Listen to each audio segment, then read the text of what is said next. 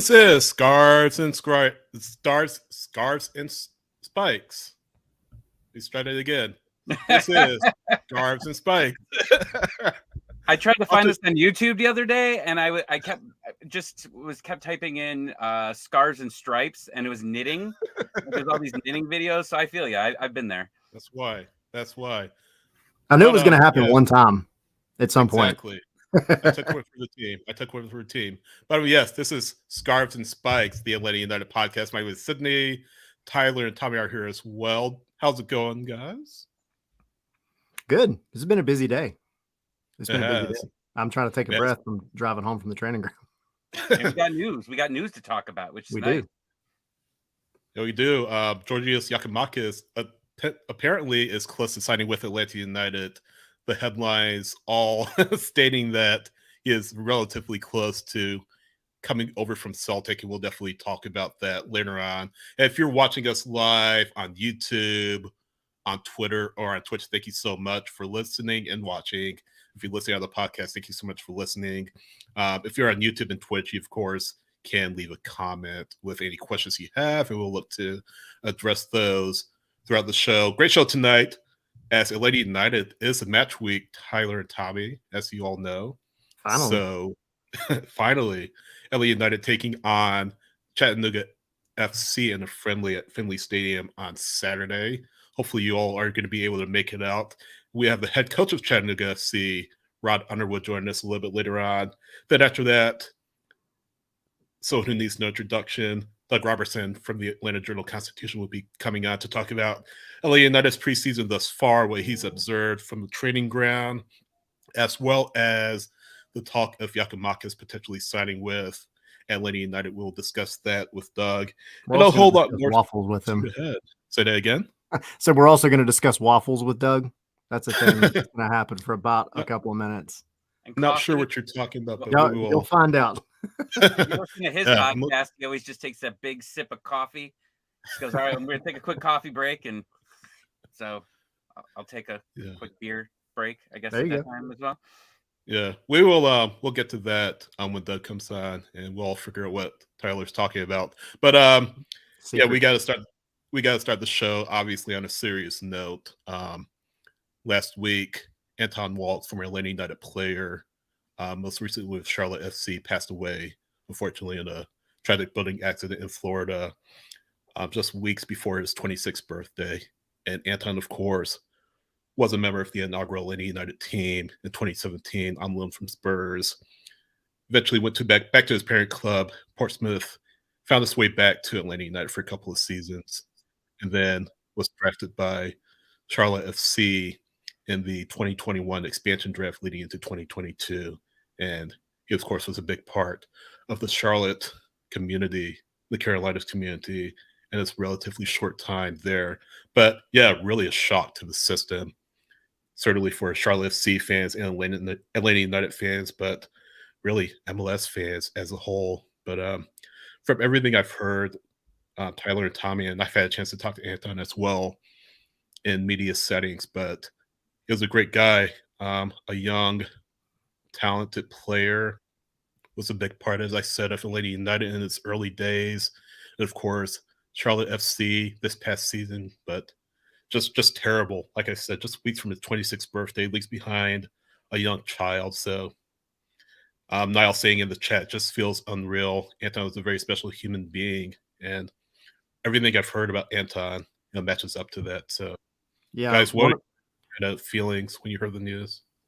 I mean, it was, I woke up that day and I saw it and I was like, no, dude, are you serious? Like, when it rains, it pours, right?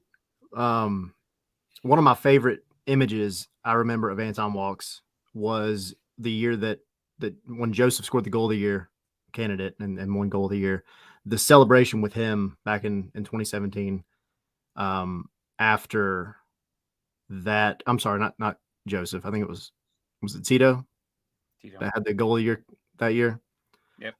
But the celebration at the end, I remember seeing a younger Anton, and then seeing that now, like you go back and you just look and it's like, God, just a rough week in general, but rest in peace, man. The guy was just a stand-up guy in every way, and he will be sorely missed. You could just see all the communities, even Tottenham. Like, I think they were all wearing a band for them and some of their games. Even Liga MX teams. Yeah. So that was nice to see, and you could just see, from the Atlanta and the Charlotte community that he was just well loved. Yep.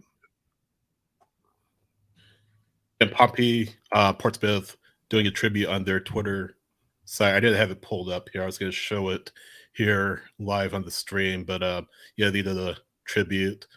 Philadelphia Union has an armband. This is #AW5, obviously for Waltz's kit number. I'm sure Atlanta United will be doing something special for him at the beginning of the season. I imagine a moment of silence or something like that. Yeah. There's a memorial service at Bank of America Stadium the other day. Joseph Martinez was there, as well as Mikey Ambrose, another former Atlanta United player and a teammate of Anton's for a number of years. So they were there. But yeah, just very emotional, and kind of puts things in perspective, right? Soccer is only a game. I mean, it's not life and death or anything like that, but these are real people. These are flesh and blood, and we root for them. One day, and the next day, they could be gone. And to kind of tie it in from a personal standpoint, I'm a big Buffalo Bills fan, as many of you all know, and I'm sure all of you have heard the situation with Damar Hamlin and miraculously who survived. But at the same time, in the moment, you're like thinking, "Oh my gosh, I mean, is this it for him? Yep. Is he going to pull through?" Thankfully he did, but unfortunately, with Anton, unfortunately he did lose his life, and again, you just can't shake the fact that he was just 25 years old. Yeah, and not only that, having a young child who will grow up without their father, it's just too young to remember dad and what he looked like, what he was like. But I mean, Tyler, Tommy, you guys have kids. I mean, I'm sure this hits you square in the heart. Thinking of that, it's one of those gone too soon things. And I think the biggest thing is you just trying to think about stuff like that, right? But it happens, and it's not just soccer; it happens everywhere. Yeah. But the biggest thing to do is keep that memory alive, and Anton Waltz is very positively remembered by the entire soccer community, not just in this country, but worldwide. And it's been very clear since everything happened that that's true. And, we'll get into it a little bit later, but Brooks Lennon even mentioned, he was asked today about it. And they talked about how they took the day off that day when they found out the news, and as they should have. So, yeah, it's just tough news to swallow. But the biggest thing is just to honor his memory, and that's absolutely what he would have wanted, to just have everybody continue loving this game that he loved. Yeah. So our thoughts and prayers continue to be with Anton's family at this time, as they move forward without him. So we just wanted to kind of start the show by thinking of Anton and sending our well wishes to him and his family. But yeah, pivoting off of that, it's kind of tough to pivot off of that. But on the field for Atlanta United, of course, taking on not Charleston, but Chattanooga FC on Saturday in a friendly end. Really good to see Atlanta United back on the pitch.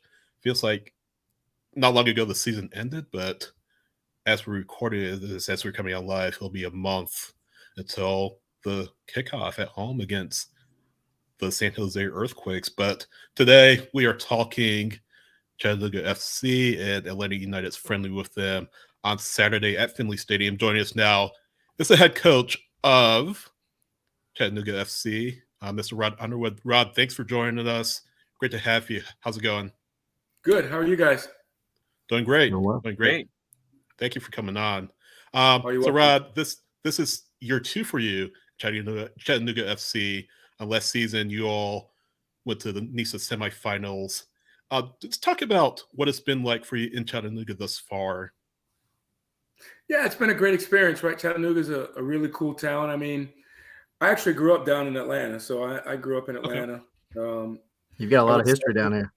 Yeah, I went to Southwest DeKalb High School, so I grew up in DeKalb. So I had spent some time up in Chattanooga as a kid, and then when I was in college at Furman University, they had Chattanooga UTC had a men's program, so we would come up and play, and So I spent a little bit of time there, but the town is fantastic, and the club's been super supportive, and it's been very good experience. Yeah, I was up at Finley Stadium. My first time at Finley Stadium was in 2017 when the U.S. men's national team was playing Jamaica. I was just thinking about that before the show. I remember, I think it was raining that day. It's a little bit muddy, but it was great to see the way that the city of Chattanooga and really the northern Georgia area really rallied around the team and showed up. Folks from Nashville were down, but it's just a great experience.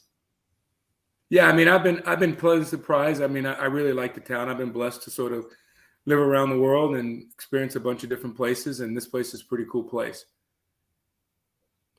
So one of the things that I always notice, because I'm like you, I grew up in Atlanta, and Chattanooga it's always been like a second home to me. My family, we go there all the time. How has the I guess the soccer culture there been since you've been there? Of course, you've been there a short time relative to how long Chattanooga FC's been around, but I remember a couple of years ago, probably 2014, 2015, going up there and seeing Chattanooga FC scarves and, different storefronts and stores selling Chattanooga FC merchandise. And it seemed like the city really took to that club. Has that evolved at all in the time that you've taken over? I mean, you've been successful for sure, but what would you say about the whole culture as a city up there?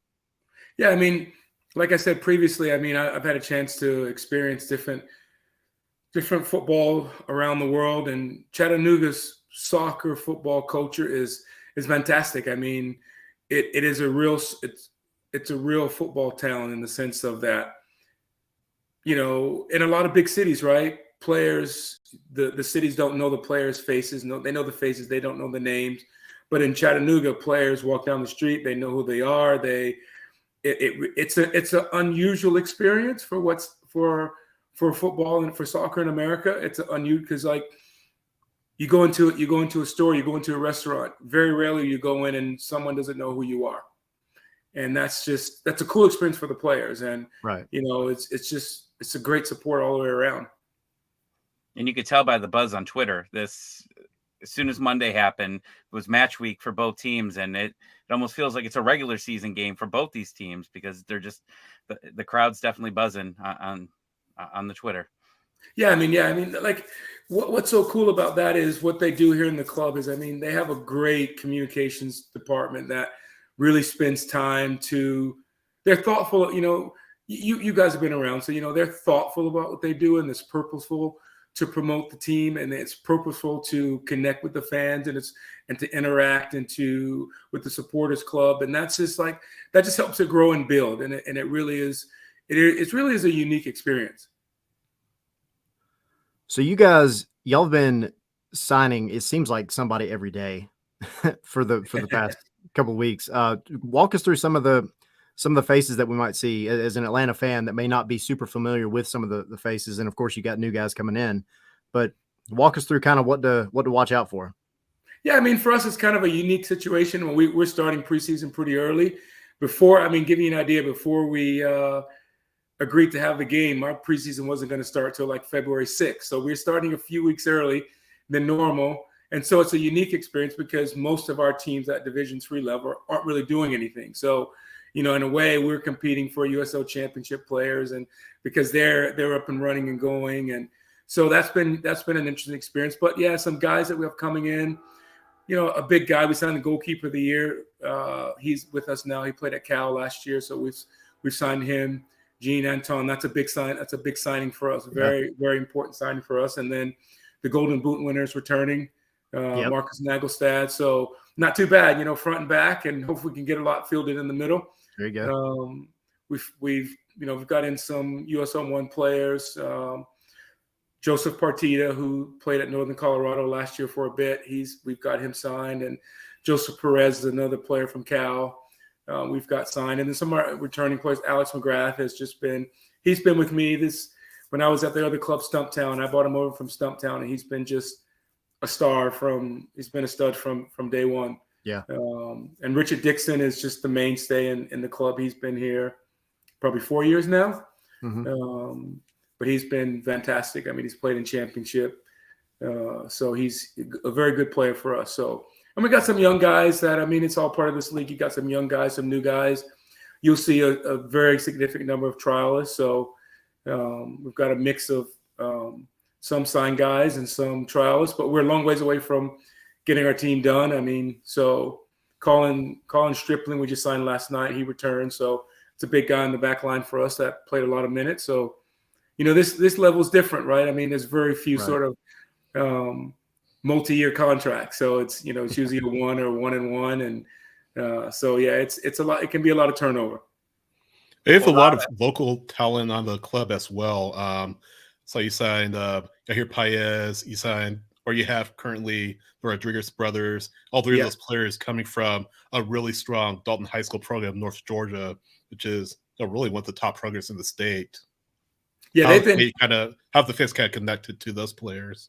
Yeah, I mean, North Georgia's just been superb. Actually, that connection between the club and North Georgia was there before I got there. But the unique thing is the guy that runs it, Kareem Deshir, he was actually the Georgia State coach probably for 15 years. And actually, I was his assistant back in the early 2000s. So we have a long relationship, and that's helped to bring those players in. And, you know, we'll probably have 1 or 2 more of their players come in for training on a regular basis. And, you know, who knows? I mean, maybe we'll sign 1 or 2 of those players too. So we want to keep that relationship going. I mean, to be in Dalton, Georgia, and to have that program is so unique again, right? And a lot of good talent in Dalton, Georgia.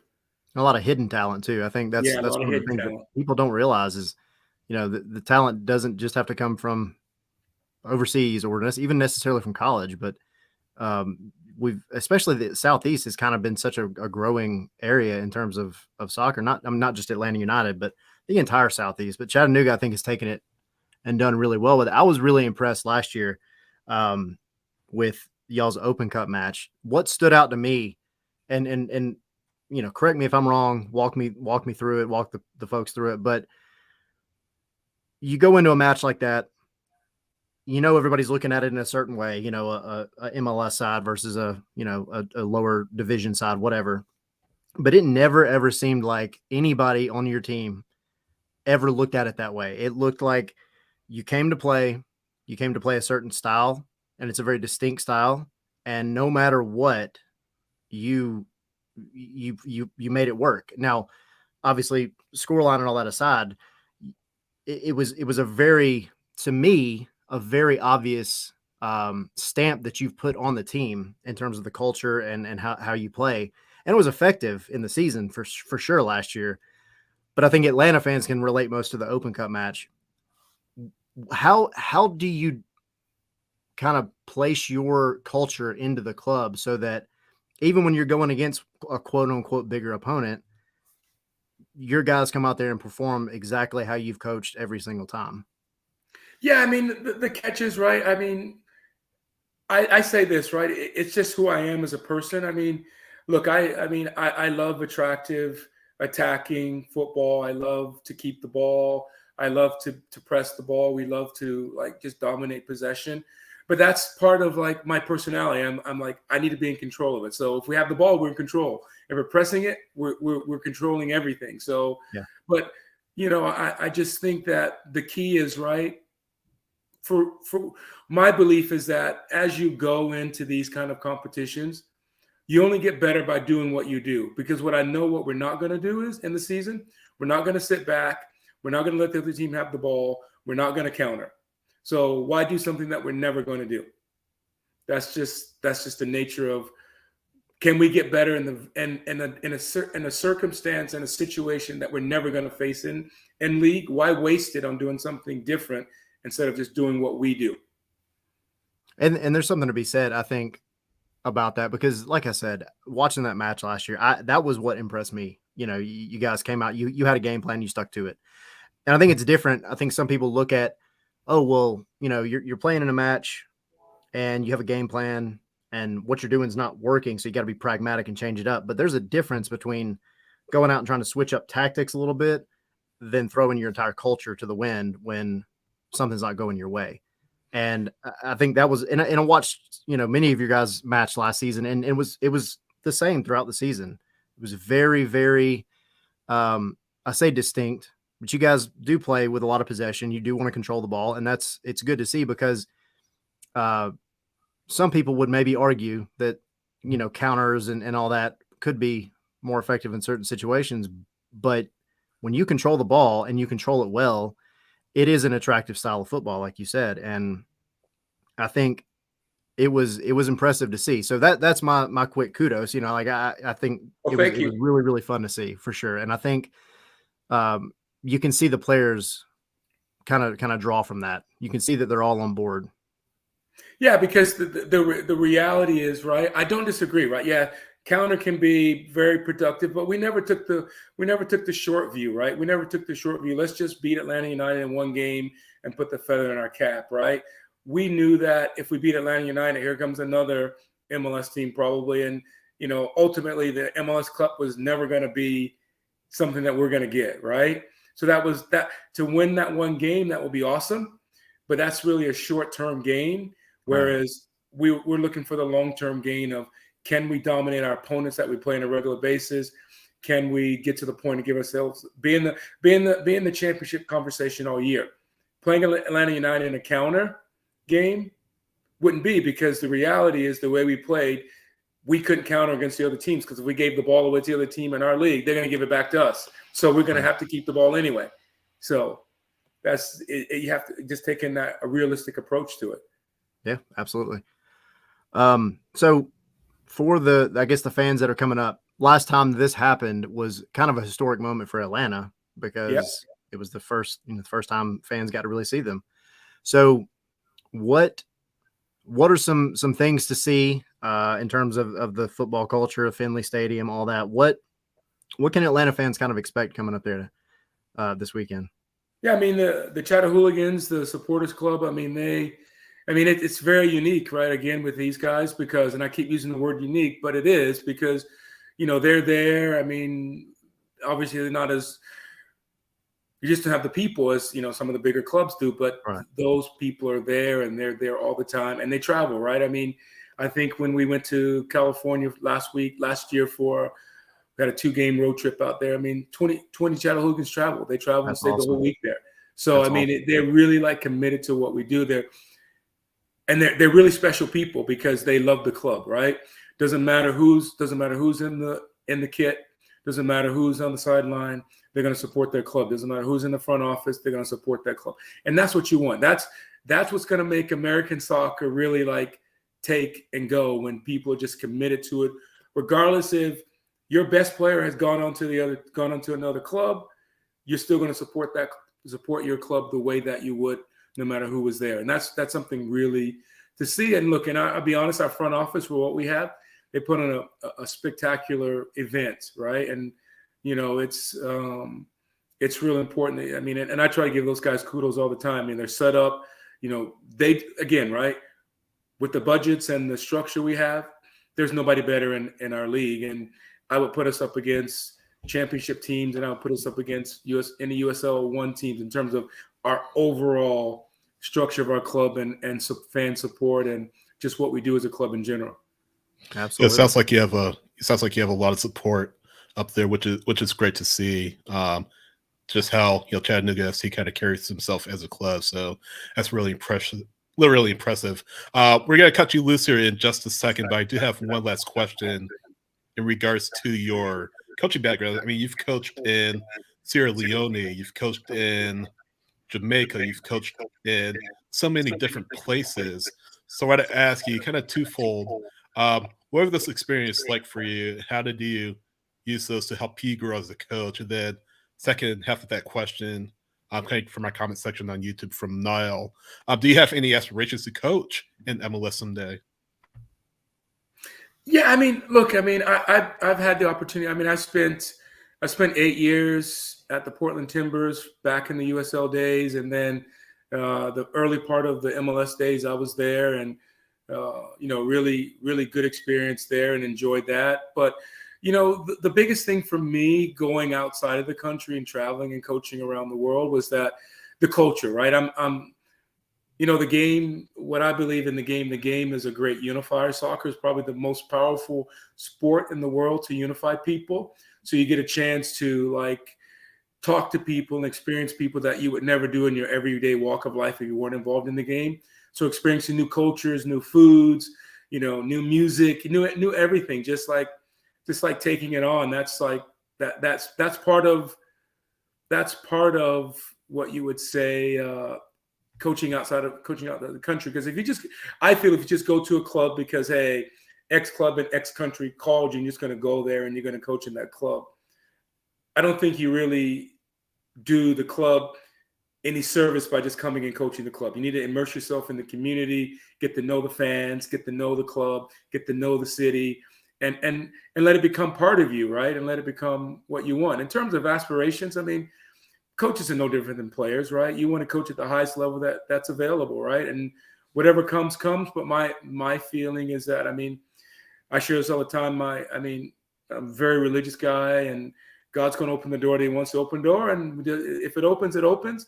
I'm always going to be ready. That's not the issue. I'm not going to be like, oh, the door's open. Let me get ready. No, the door opens. I'm ready to walk through whatever door that God has for me and do my best. And that's all I will ever do is do my best. Doing a great job up there for sure. Thank you. 100%. Rod, you talk about all these signings, and I think Atlanta United fans are jealous because we've just been subtracting from our roster. So I just wanted to give you a little heads up that in the second half, Sydney, Tyler, and myself will actually be on. We'll be checking in there, and we'll do our best. So just I'm going to do my best. I can't wait to see you guys out there. It'll be a view. I'll be coming down from section 102. So all right, keep an eye on me. All right, I'll be looking out for you. Awesome. Hey, Rod Underwood, head coach of Chattanooga FC. Thank you so much for coming on, Rod, and hopefully we'll talk to you soon. All right, thanks, guys. I appreciate you Thank guys you so much. Good luck this weekend. Yep. All right, cheers. Great chat with Rod Underwood, and it sounds like he has, like I said earlier, a lot of support from the Chattanooga front office. And as I was talking about, guys, just a great community there in Chattanooga. Great fan base, great people, and unfortunately, I won't be up there, but I know Tyler, you will. But it is right up I-75. Not far, long trip at all. So very easy drive.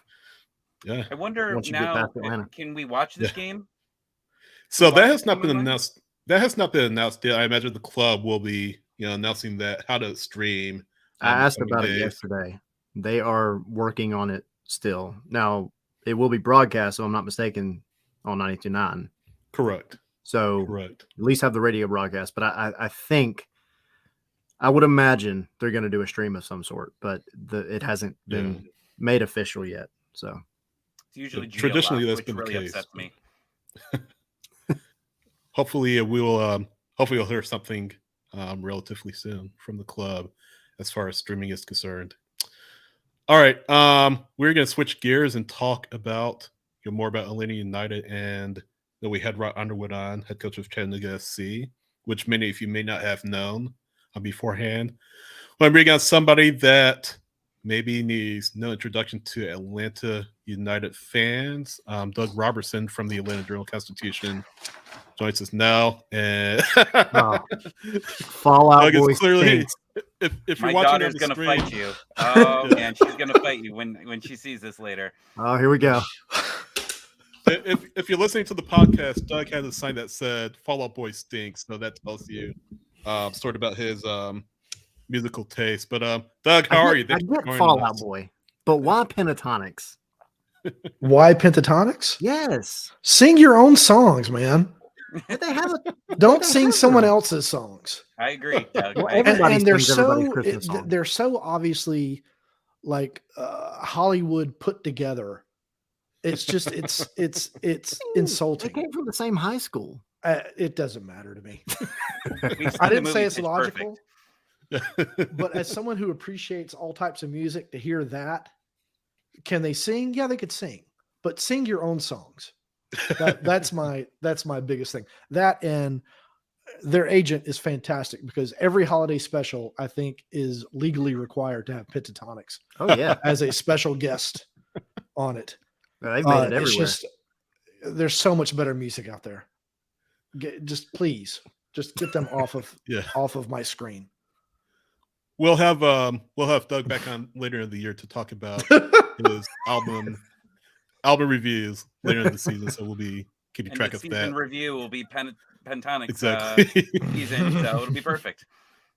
Yeah, but no, Doug, thanks for coming out. We really appreciate you having thanks for having me. I was just thinking this afternoon, my gosh, this will be already season 7 of Atlanta United. It's hard to believe that 7 years ago, Atlanta United were kicking off against the New York Red Bulls up at Bobby Dodd Stadium. I mean, what are your thoughts going into this season based on what you've seen and really what you've seen from preseason, what you've seen kind of from working your sources? I mean, your kind of impressions of how things are going.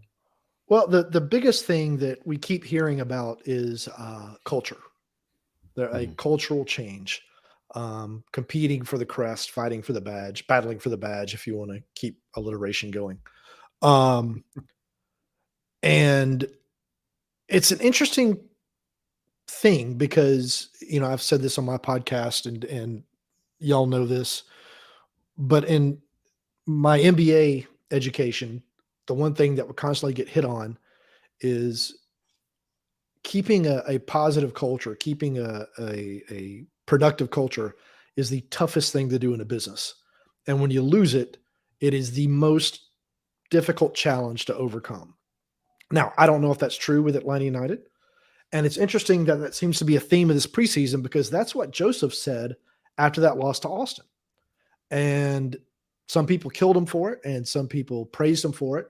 But he called out, I think, Carlos Bocanegra, Darren Eales for buying players that were more business decisions, maybe, than were interested in playing for Atlanta United. That's not a reflection of the player. It's more a reflection of the player, the type of players that Atlanta United was acquiring, if that makes sense, if the difference is understood there.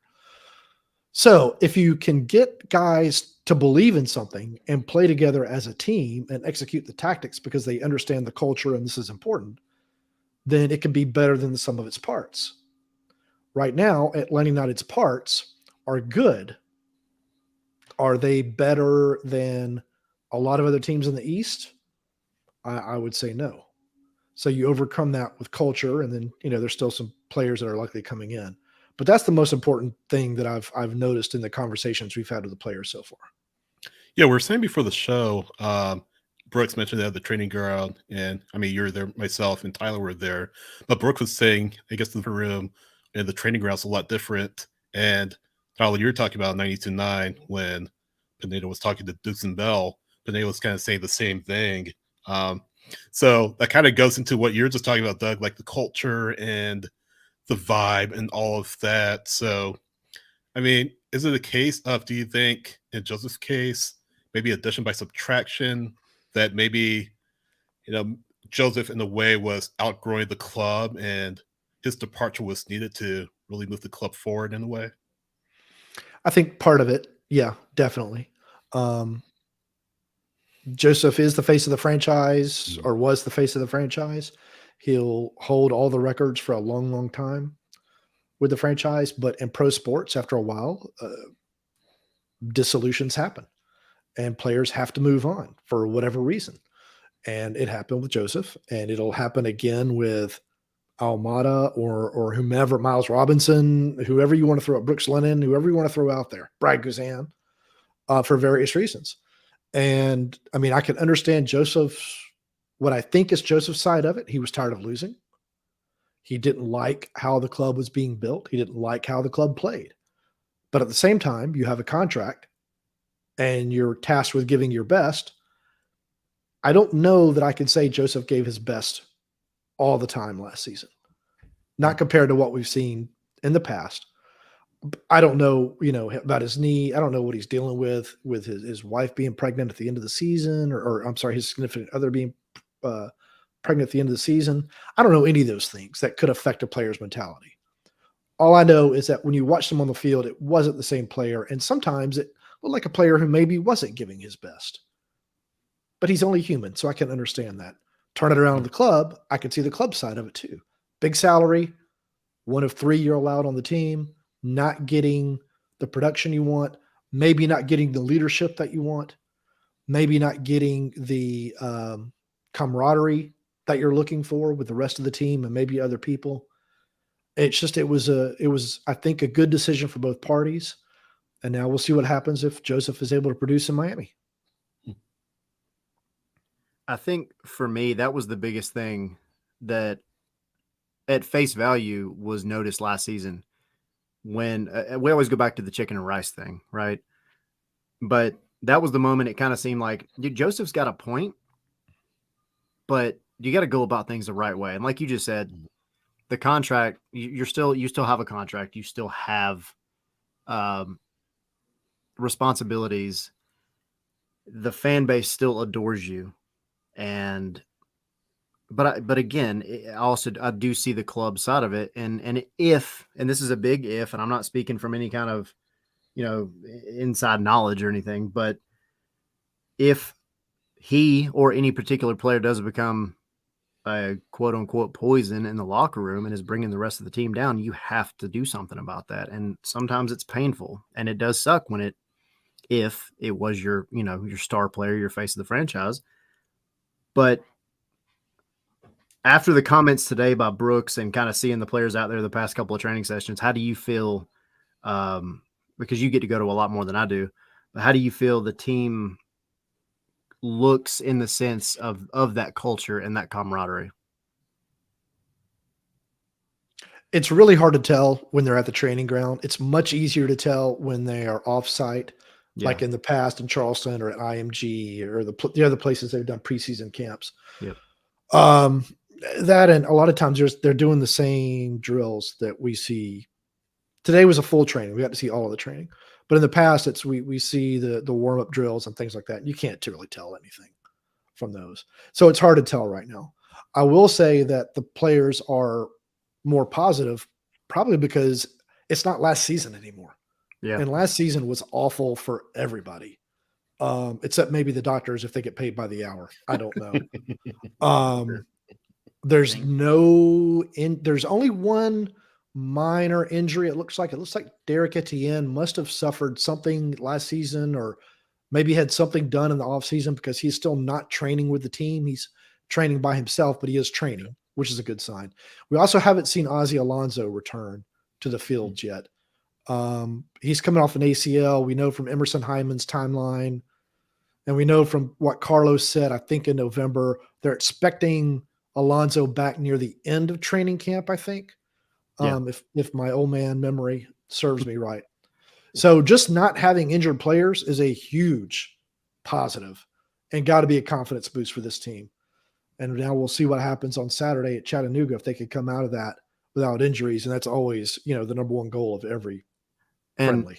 And to add on to that too, not that I think it's anything to panic about, and I almost don't want to say it, but, Santiago Sosa had a wrist brace or something wrong.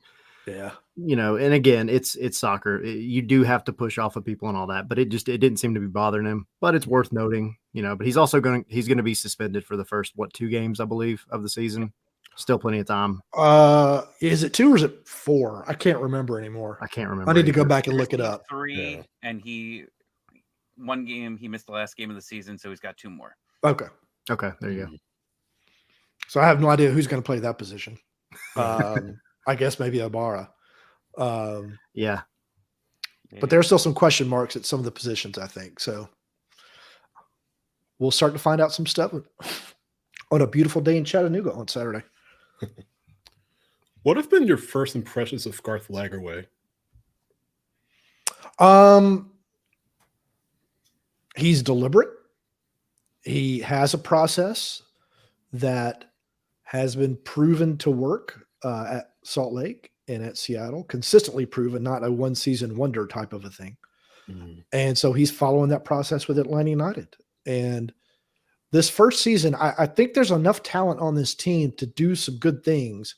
I don't know if there's enough to challenge for trophies yet, but again, there's still time.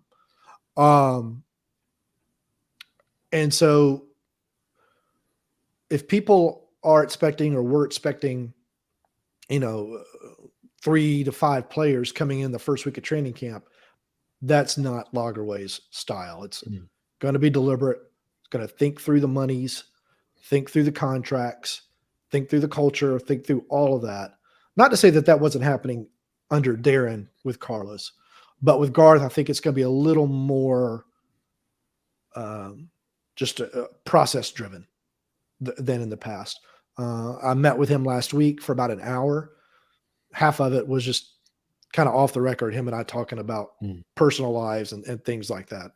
But that was the biggest takeaway I got from him. And it may be why you still haven't seen a striker coming in to replace Joseph. Typically, you don't get rid of somebody unless you know who the next person is. And we're still waiting. Pineda said last Tuesday, we expect 3 players in. What's today, Wednesday? Almost 2 weeks. Right. Yeah. Yeah.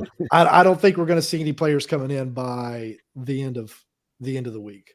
I don't think it's going to happen. I think what we saw I've today, been wrong many times. I think what we saw today will be the Chattanooga squad, most of it anyway. Yeah, and then they had the Mexico group of twos. And we'll find out from Pineda on Friday what the squads are going to be, but I assume it's going to be.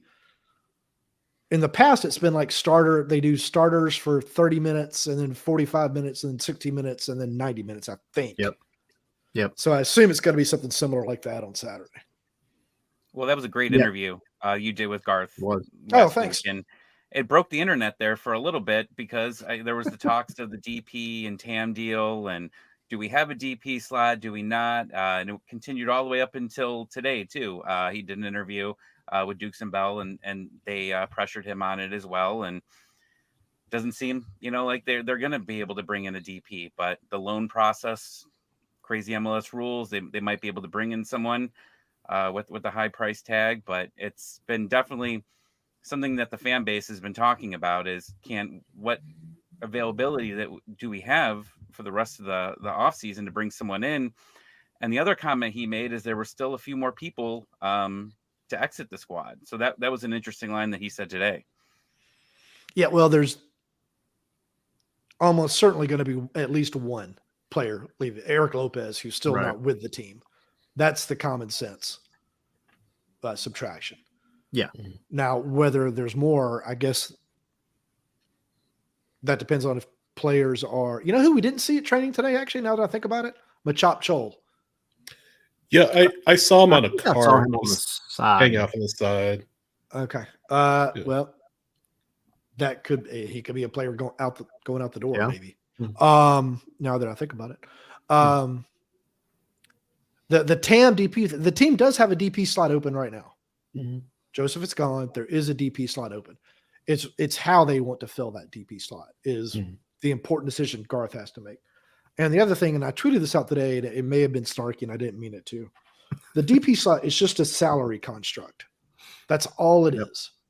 It's a silly salary construct for a league that has a $2.5 billion streaming rights deal now.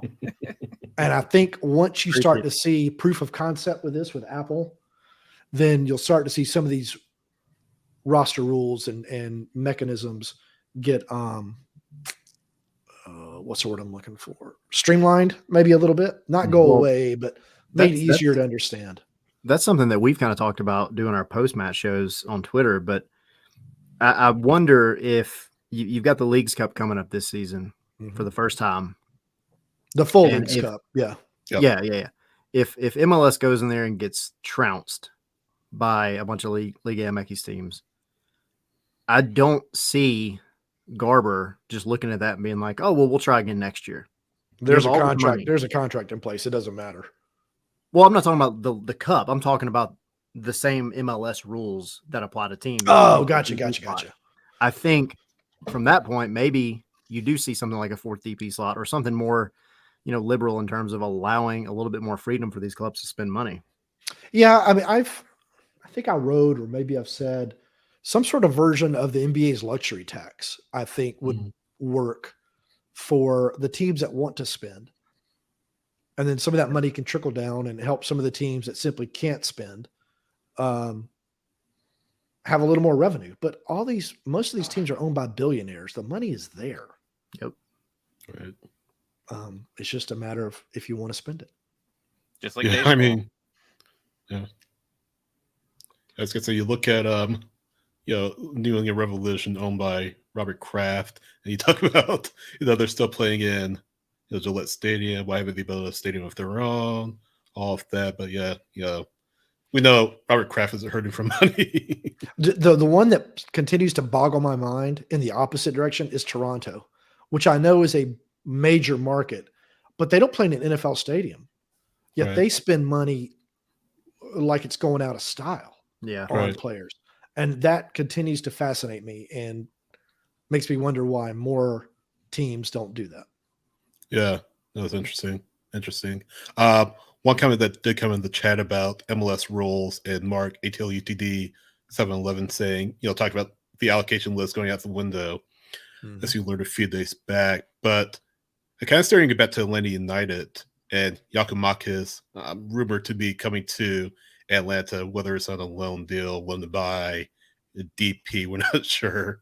But from what you've heard and what you've seen, what are your impressions of Giakoumakis, and what impact could he have on Atlanta United if indeed these reports do come to pass, which it looks like they very well may? It's a complicated deal. I know that. I think it would be for a loan to turn into a DP. Joseph came on a loan as a DP, which so that's a little bit different in that regard. I've only been able to watch YouTube highlights. I don't get to watch a lot of Scottish Premier League. Looking at his stats, if people expect that he's going to come in and set MLS on fire, I would caution not to be all that hopeful. You look at his stats on like FB Ref, and I'm looking at him right now. He had the fantastic year in 2020, 2021 in Holland, in which he had 26 goals in 30 matches. Yep. That's a cool total. 8 of those goals were penalty kick goals. So now you're down to 18 goals.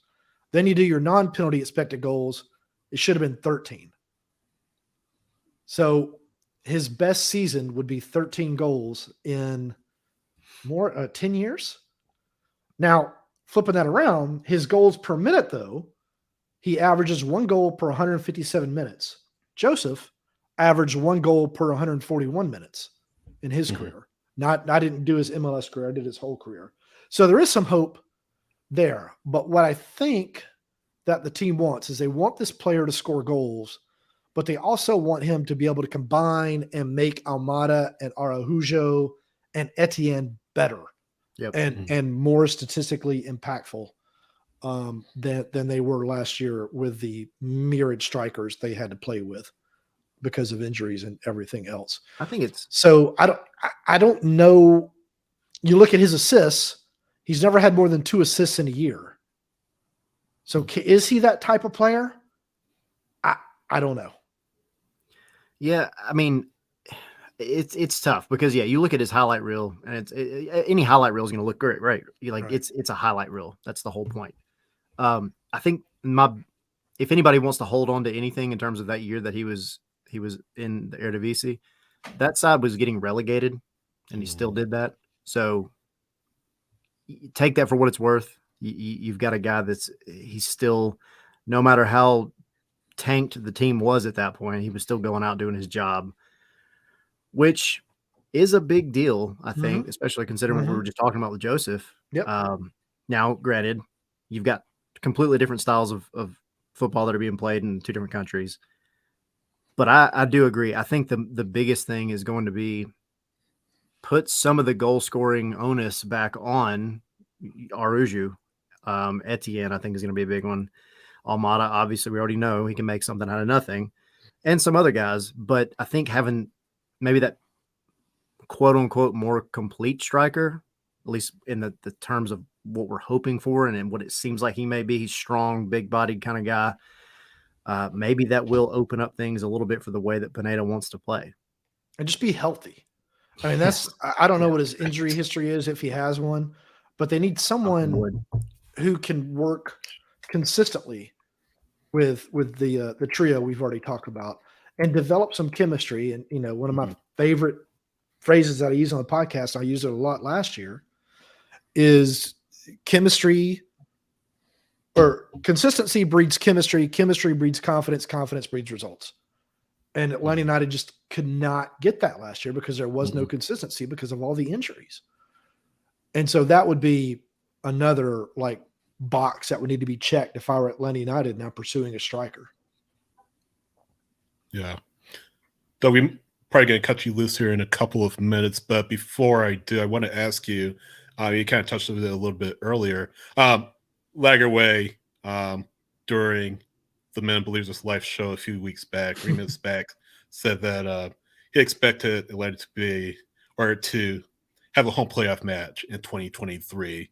And again, you kind of touched on it a little bit, but taking into account the different competitions, obviously MLS, U.S. Open Cup, Leagues Cup, putting those together, I guess, what is your reasonable expectations for Atlanta United in 2023? Making the playoffs is as a lower seed, I think, is a reasonable expectation. Now that could change, obviously, if they depending upon who they bring in. If they're able to bring in another striker, a center midfielder, and a center back for depth, then you start to be able to compete a little bit more in all of these contests. But to me, you've got to put the impetus on just making the MLS playoffs because you haven't done it in 2 of the past 3 years. Haven't won a playoff game since 2019, which is hard to think about, I think, for some supporters, but it's the truth. That's got to be the impetus. And they got put in a tough group in the Leagues Cup. We still don't know about the U.S. Open Cup, what's going to happen with that. And all that is assuming that everybody stays healthy too, which is unrealistic. Yeah. And, that brings to the conversation, not just about financial, but the fixture congestion. How does Pineda handle, Open Cup, Leagues Cup, and then the regular season? So that really works into the conversation too, doesn't it? Yeah, very much so. And, the team has a boatload of homegrowns. I don't know what the rules are going to be for the Leagues Cup or even the U.S. Open Cup about the use of homegrowns, but some of these guys, they need minutes. Jackson Conway, who I just wrote about tonight, you could see the story on my Twitter feed at Doug Roberson AJC. Cut his hair, by the way. Yeah, well, he did it because he is focused on winning a job with the first team. He went nowhere. He went nowhere during the offseason. He spent no vacations, no nothing. He went back and forth to the fitness center at the team's training facility and watched film and worked out. And he's jacked. That's all he did because he wants to play and he's got an opportunity. This is the second consecutive season he's come into the early part of training camp as the only healthy striker. You got Tyler Wolff, who played a lot at the beginning of last year and then just disappeared. Machop Chol, who was kind of coming in late in games, just some of the homegrowns. Noah Cobb, who I know Carlos Bocanegra thinks has, I think he said it's U.S. men's national team potential back in November. I'm forgetting if the ones I'm forgetting. I'm for my apologies. Johnny Fortune, Efrain Morales. I think both of them will probably be with the twos. Yeah, I think they'll probably be with the twos just to get playing time. Yeah, things like that. But they got these homegrowns, and the reason they need minutes. So with all these fixtures, hopefully you see some of these guys not just get like 10 minutes at the end, but get a start. Surround them with some veterans, let them start, and see what happens. Yeah, one other person that we didn't mention, Vial from Atlanta United too. So that's another young player that we need to take into account. But and McFadden, who's not a homegrown, but right. Drafted, had one bad game, I think, last season in his run when he was forced into starts. But the rest of the time played decently. Looked pretty well, I think. Yeah, no, indeed. Well, Doug, I was just going to say one of the interesting things on that Garth said as well at the beginning, and Doug, I don't know if you can answer this, but you could blink a few times for yes or no. Garth made a comment about how it was a reset moment for the salary cap, and he said that a lot of the long-term moves didn't meet his philosophy going forward. Maybe I'm reading too much into this, but by the end of the season, do you expect Carlos to still be with the team? Yeah, I do. Okay. Yeah, this is a narrative that I understand from some of the supporters, but at the same time drives me crazy. If you're going to blame Carlos for some of the contracts given to Heinemann and Huzetu, who's another favorite to bang on, and Sosa and some of those guys, then you also have to give him credit for some of the better ones, and he doesn't get that credit. You have to give him credit for going out and getting a guy freaking played in the Champions League, Luis Araujo, to come to Atlanta United. Is it Bocanegra's fault that it hasn't worked out yet? No, but it still could. Do I agree with every decision he's made? No, not at all. Do I understand most of the decisions? To some degree, I do. Now, if the team doesn't make the playoffs this season, I think that there will be a hard discussion about Bocanegra's future. If it does make the playoffs, then I think, he and Garth will have a conversation about, well, what did you learn? Can you apply the principles that I've tried to follow in my career to what you're doing going forward? And if the answer is yes, then we'll see what happens. And it's worth remembering too, like he actually has a contract as well. Yeah. He's got, I think 2 more years or something. He's got a couple more years. And so I think that's what people tend to forget as well. Like yes, it can be as simple as, well, just, fire somebody, but there's still contracts. There's still things in place that may throw a wrench in just the simple, like, all right, well, we're going to burn it down and start over with somebody else. And, part of the narrative, the team has won 3 trophies. It won the MLS Cup under Tata. It won 4 AmFam Cup. Get it? The U.S. Open Cup and the Campeones Cup, and came within a Joseph Martinez missed penalty of hosting the MLS Cup for the second consecutive year. Yep. Now, if you want to say Tata deserves all the credit for some of that, that's fine. But Tata was not here in 2019. Carlos was. That was a roster he put together. He deserves just a little bit of credit for that. Again, I don't agree with every decision he's made. Jurgen Damm, I understand why it was done, not for the money. Yeah. That was a silly amount of money to spend on that. Tommy's favorite one to throw out in every show. It was a silly amount of money, but I understand why they signed him. His TikToks, right? His TikTok videos. They were pushing for a playoff berth. Right. And they thought with his speed and Liga MX's experience, he could be a difference maker. They had no way of knowing that when he got the ball, his brain and his feet were going to be two different things most of the time. It was a legitimate, there was potential. But you look at it on paper, you think, okay, just playing time. With playing time, it'll happen. It just didn't happen. Yeah. Andrew Gutman was another good example for Carlos that you got to give him. I mean, that was the long-term thinking. Get him, loan him out to the Red Bulls while you get Bello ready to be sold, and then he's just ready to come in and one of the best players last year. So I mean, Brooks Lennon, I think, is a bargain for his salary. And people want to say he's not Julian Gressel. Well, Joseph Martinez that Brooks got to play with isn't the Joseph Martinez that Gressel got to play with. Right. Brooks doesn't have Miguel Almiron, Tito Villalba playing in front of him either, which Gressel did. Gressel is a fantastic player. But to say Lennon isn't Gressel isn't fair to either player. Yeah, true. Yeah. One more question, Doug.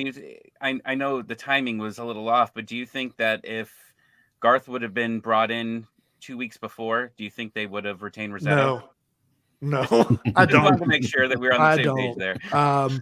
It doesn't fall in line with the other moves they made. Yeah. Seems very much the opposite. Rossetto is a nice guy, and I think he's a good player. And I'm always very what's the word I'm looking for? I don't really rate defensive midfielders as highly as other people do. Rob Ouzri and I once got into a long argument on Twitter because I think he said at the time, that's the number one position I would fill or something like that in the spine of a team. And was like, I totally disagree. So, what Huzetu does well, I may just not notice like I should. All I know is the guy has 1 assist in 3 seasons, and it bounced off his shin into the path of a teammate to score. And in a league in which the hockey assist is the norm, to only have 1 assist means to me you're not really advancing the ball forward like your manager, and I know Pineda has said he wants him to do. Now, can he do it this season? Sure. He's a professional footballer. He's skilled, more skilled than I'll ever be. But he's just got to do it. You know? Just got to do it. Well, and that's the biggest thing, because people will tend to throw out his passing accuracy, which is it's great. It's up there with Ozzie Alonso. It's in the top 10. Now, I haven't checked for last season, but going into 2022, he had one of the top 10 pass accuracies. And that's great. But the ball has to be moved forward. And I think that's one of the biggest gripes of Rossetto, haters, I guess, is that he doesn't move the ball progressively forward. He tends to side, backwards, whatever, and that's he's not about putting it into spaces. He's about putting it to the player. Right. I want to see more put it into spaces. Right. Mm-hmm. Even if it's not complete, at least make that back line or that mid to low block, make them think about it. That, this might be coming. 100%. I totally agree with that. But we'll see. We'll see. Again, super nice guy, and I think he can prove his salary. But he's just got to do it. They scored against Birmingham, so he's always going to have that. Drove me up a freaking wall. That was the worst thing to happen to him. Because the hype train was through the roof. People forget that that was Birmingham's first week of training camp. Yep. They're already playing their C team in that game. I mean, it was kids. Yeah. I don't think that some of the kids had jersey numbers. Yeah. And I'm not making that up. And he scores, and everyone goes banana. Oh, he's the future of the franchise. I'm like, context, man. Context. Look at who this is against. Worst thing to happen to him was those 2 goals. Yeah. Before you go, Doug, I know you and Tyler had a bet last year with Mascara scoring a goal. I won. Now, I was you won because Pro screwed me. I was at that game. I was there. If I go and look at the stats, I think I see a 0 under G. I got your Arby's gift card. I saw that goal. It was onside, 100%. Yeah. So I think you need to give Tyler a second chance on this and figure something out. No, I think Mascara will score this year. I mean, he showed he's very, very fast. Yeah. He just got the Jurgen Damm issue, the inexperienced player issue at times of just trying to do too much too quickly instead of just kind of breathing a little bit. Talked to Conway about that today because he had some scoring opportunities in the few minutes that he got last year, but as soon as the ball would come to him, it was almost like, oh, my score. And then just go too fast and it all gets messed up. But he's got, 85 games as a pro. He's only 21. So I think the game might slow down for him a little bit this year if he gets opportunities. And we might see the same for Mascara too. Yeah. Yeah, never saw it for Jurgen. Yeah, exactly. Exactly. Where is Jurgen Damm, by the way? Do we know? Or I think he's still with America. Isn't that where I think so. Yeah, you're probably right. You're probably right. I'll have to double check. But he's got a great agent. I know that. Yeah. I'm assuming he got a multi-year deal. No kidding. If you can dance the way he can, you can get any type of contract. Saturday afternoon, Atlanta United takes on Chattanooga FC at Finley Stadium. Doug Roberson, you can find him on Twitter at Doug Roberson ATL. Of course. So what's the piece of trivia from Finley Stadium regarding Atlanta United? I mean, outside of the fact that it was their first friendly there. It was their first friendly, but there was something that happened. 2 things that happened, I think, actually. Jumping in the stand. Andrew Carlton scored. Andrew Carlton did score. Yeah. His brother looks really good, by the way. He does. Oh, yeah? Alan. Interesting. Yeah. I don't know. What's the other one? missing. That was a game where they changed jerseys at halftime and brought out the road kits for the first time. Oh, there you go. You know what? I think they broke out the concrete and tail lights. I think I remember that. Strawberry and gray, as they call it. I always thought concrete and tail lights fit Atlanta. That's a better description. Yeah. Yeah, I think I remember that now. I remember that. I actually met you for the first time in that match, I think, Doug. Yeah, I think that's right. Yeah, up in the Finley Stadium press box. Beautiful Finley Stadium. Yeah. Yeah. All right. I know you'll be there, and I know Tyler will be there, but yeah, let's see. Like you said, if Atlanta United will get off that without injury. Tyler, one more question. Yeah, last sure. thing. I got all one the time in the world. Belgian waffle, waffle cone, American waffle, or toaster waffle. Oh man. Is the waffle cone filled with anything? Whatever you want it to be. All right, waffle cone it is then. There we go. A big old helping of Moose Tracks ice cream. There you go. Okay. And I'm a happy and growing even fatter man. All right, so look, I got to figure out a way to transport it to the bins, but that'll be my pay up to you for the Mosquera bet. I think they had those. I got shafted. They don't bring them for Atlanta United games, but I think they had that at the Peach Bowl. I think they had waffle cones. Oh wow, okay. Or the Peach Bowl. Yeah, it was one of the two, SEC championship or that. So I just got to find the right restaurant then. At the bin. I'm gonna go get some dinner right now somewhere in Midtown. Yeah. Find a place to eat. There's only 1,000 places within about 5 blocks. Nice. Well, yeah. Enjoy your. Hopefully, you enjoy your Midtown condo. And, I'm loving it. Excellent. I don't know if you can see it over my shoulder, but it's a poster of all the World Cup balls. Interesting. Oh, that's pretty sweet. My kids gave that to me. Interesting. Yeah, that's awesome. That's nice. It's a lot of soccer things, and nice. There you go. And there we go. Liverpool jersey. We didn't ask you about Liverpool. We didn't ask you about Liverpool. Maybe next time. Maybe next time. Yeah, let's save that. Yeah, let's save that. See save if that for next time. Get some points. We'll save that for next time. Hey, Doug, thanks a lot, and we'll definitely talk to you soon. Yeah, anytime, guys. Thank you. Thanks, man. Thank you. Yeah, I think that's a missed opportunity. For those of you who don't know Doug is a massive Liverpool fan, and right now it looks as if Liverpool will not be playing European football next season. Those things turn around rather quickly. Doug is off screen telling me to shut up. So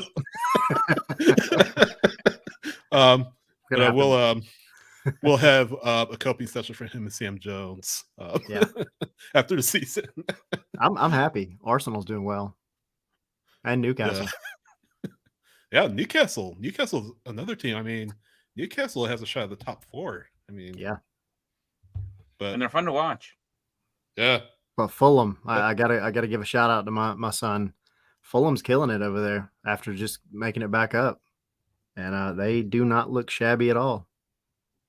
Yeah. Yeah, now doing his thing. Tim Ream doing his thing if we're gonna talk about American soccer for a minute. But yeah, I mean, I don't know, it's been fun to watch this year. Seventh of the league, 5 behind Spurs. He could be playing Europa League football. I mean, 8 behind Man U. Could be playing in the Champions League. Maybe we'll see. Yeah. We'll see. But let's take it back to Atlanta United. And again, Vic's Doug for coming on. Doug Roberson, AJC. Of course, you can read your stuff. Atlanta Real Constitution. Just came out with an article, by the way. He just filed it on Jackson Conway, he was interviewing at the training ground. But I mean, absolutely. Conway, I mean, looks swole, as the kids say. Dude is jacked for real. Oh my word. I almost didn't recognize him at first. I know. Outside the 26 on his shorts. But I mean, yeah, it's good to hear that he's putting in the time and putting in the effort to really get himself first team minutes, because that's something that whenever he has gotten first team minutes, he's not made the most of them, fortunately. Yeah. I mean, he scored in Champions League? I forget. Great League. Yeah. But outside of that, I mean, for the first team, he hasn't really made an impact. So Open Cup, I think he scored in. Yeah, you might be right. You're right. But in any event, I mean, it hasn't clicked for Jackson with the first team for whatever reason or another.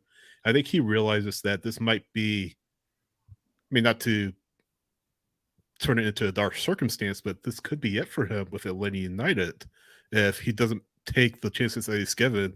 I mean, he tore it up in the USL Championship, and I don't think he'll be headed to MLS Next Pro because the competition is probably below the level of player that he is right now. But I think he understands that, look, this is my last chance, and I need to show that I'm not just a good player at the USL Championship level. I need to show that I'm MLS quality. That's where I've been kind of iffy on Jackson, because I like Jackson. I'm a big Jackson Conway fan because you just got to root for the guy, right? Mm-hmm. He's consistently done really well for the Twos. And then, like you said, he gets up to the first team and just hasn't taken advantage of the minutes that he's had. And that happens. And I always describe it as being stuck in that purgatory between the two leagues.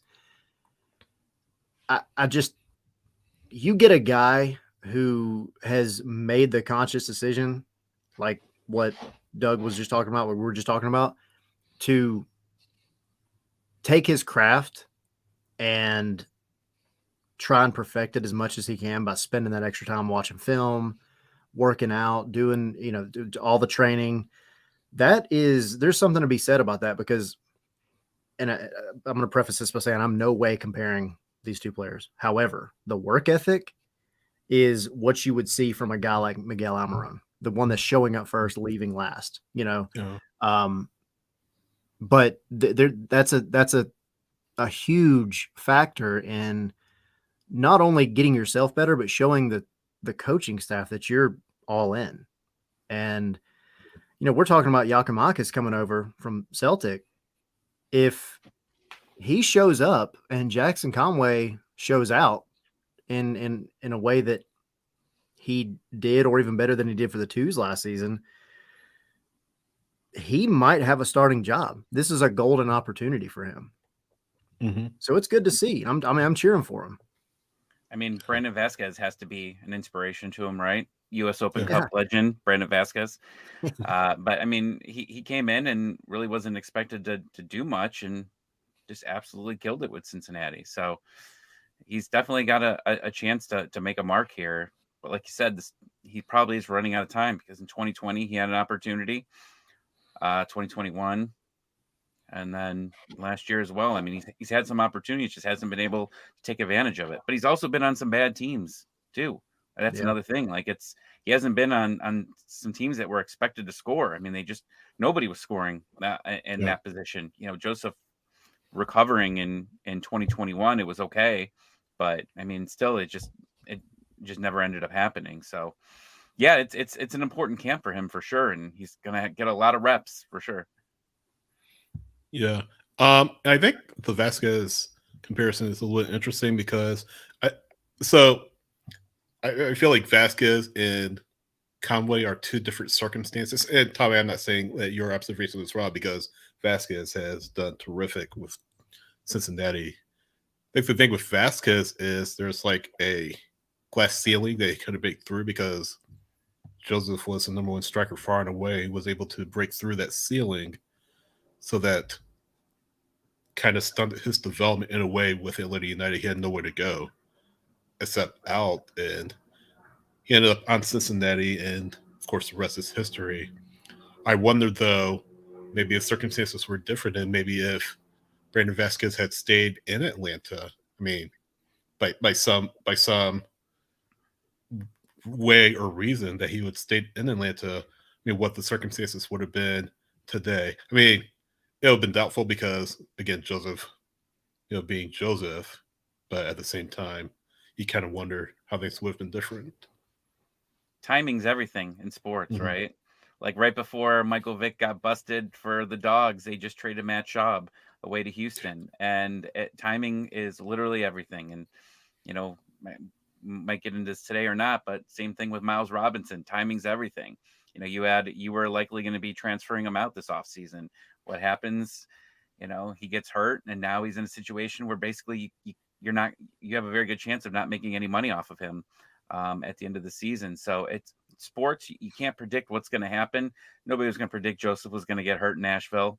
But man, if you were able to hold on to him, that could have changed history. I mean, it could have, been great for him in Atlanta, or maybe it never would have happened and he never would have had the opportunity in Cincinnati. So never know, but timing in sports is just an interesting thing, and how things happen at specific times. Nobody cared that Brandon really left. I mean, besides, the Open Cup legend that he had, like everyone's like, okay, he's gone, but he's never going to play because we've got Joseph, and Joseph's playing every game, and then it happened. So yeah, it's weird how things work out. Speaking of timing, and we'll pivot to the training ground. So I'm a big American football fan, as you guys know. And speaking of timing, I think of the New England Patriots. Drew Bledsoe was their starting quarterback, and he got hurt. And this late round pick by the name of Tom Brady took over for him. And then we all know what happened, 20, 25 years later. So that's kind of what I thought about when you're talking about timing, Tommy. I think that's one of the things, too, that you kind of have to remember as well, because we're obviously going to talk about, Giakoumakis coming in again, but it doesn't matter who you sign, who you bring in. Besides maybe a handful of like players that are really well known, Messi's, Ronaldo, like those kind of guys, but you don't know what you're getting in terms of a player moving overseas, coming to a new league, this and that, all the cultural differences and all, until they get here. And you have to understand that, like, if this Giakoumakis deal works out, if he does make it over, which it does seem very likely. It was reported, today, 90 Minutes, and a handful of others saying that it's pretty much imminent at this point. He could recapture that lightning in a bottle that he had in the Eredivisie, or he carries on that kind of oddball Atlanta United mantra of not being able to just hit on another striker. And you got to hope that with Lagerwey and the things that they're doing with, analytics, which is just getting up and going, that they've really done their research and looked into the way that Pineda wants to play. Between Giakoumakis and Jackson Conway, I think it's interesting because you have two big-bodied guys. And I remember going back last season, I think it was the very last set of interviews in the locker room, or the post-match interviews, where it was asked, I think Felipe asked Pineda if, like, what would he do differently this coming year in terms of changing his style and all that around. And Pineda's answer was essentially, if I had this particular type of striker or this particular type of player for whatever position, I would change things up a little bit to play to their strengths. And one of the things he talked about was having a big body guy, that's going to make runs in behind, be able to fight for the ball. And so you just wonder if that's maybe what Pineda has trying to been pushing for all along. Maybe, Conway kind of had an idea of that. That's what he wanted. And again, if I'm Conway, I'm doing the same thing he did. I'm spending that time, and I'm going and training, and I'm doing everything I can to win that starting position. Screw whatever other person comes in. That's my spot. And if he wins it, more power to him. Do we want to switch gears and talk about what we saw in the training ground? Yeah. Can you fit? So, say the name. I'm still screwing Giakoumakis. Can it fit on the back of a jersey? I don't know. It's going to have to be like double spaced or something. You can go on the sleeves. Yeah. Like at that point, like you're just gonna have the G starting on the sleeve. I just need to put GG. Period. Right. Yeah, I think I saw with Celtic. I saw a picture with him at Celtic. I think they were able to fit it on there. So they may have to squeeze the letters together, make them smaller just to have it all fit. Size 6 font going on the back of the Atlanta. Right. Size 6 font. But when I order from DHgate, it'll be interesting to see how they fit that on there, because their jerseys are always interesting and how they can screw things up. So I got a Falcons jersey years ago, and it was Fikens, Faicons. So I've always had some interesting stories. And then you try to message them. You got your jerseys off Wish. Why the jersey's wrong? Like, I send the jersey, and they're like, it looks great. And I'm like, no, this is not how you spell Falcons. And I had to spell it out for them. It's probably a lowercase L. That's actually what they said. So, yeah, I'm going to order one just to see what happens, and we'll see what it looks like. Cannot wait for the show and tell. Be sure to report back on that. Great reporting. Yeah, but yeah, but let's switch gears and talk about what we saw in the training ground. And we already talked about Jackson Conway. Miles, we talked about to a little bit of things that Miles, Tyler, I was telling you, Miles, he was moving around pretty well on the training ground.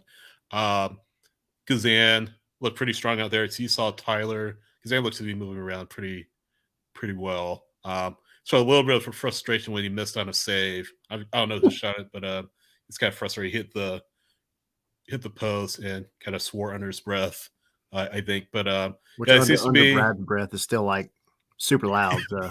Yeah, yeah. But kind of a funny thought I had. For those of you that don't know, the windows at the Mercedes-Benz Stadium press box will be open, so we get to hear Brad curse and yell at his defense. I'm so excited about that, by the way. Like, I know I retweeted it out and I was like, I'm more excited about this than I should be, but it's just so much more fun being part of the atmosphere. So having those windows gone, like, it's cool to have the windows, and it definitely creates like a, more intimate setting and all, but I mean, it might also help me too, because you're not supposed to cheer in the press box, and it's so hard for me to just be like, let me hold myself out of my seat. Yeah. So pump your fist silently. Yeah. So it'll be neat though to be able to still be involved and like hear the crowd and hear the atmosphere and hear the chants, and that's what gets you into soccer, right? That's part of the whole vibe of going to a match, and Atlanta does it best.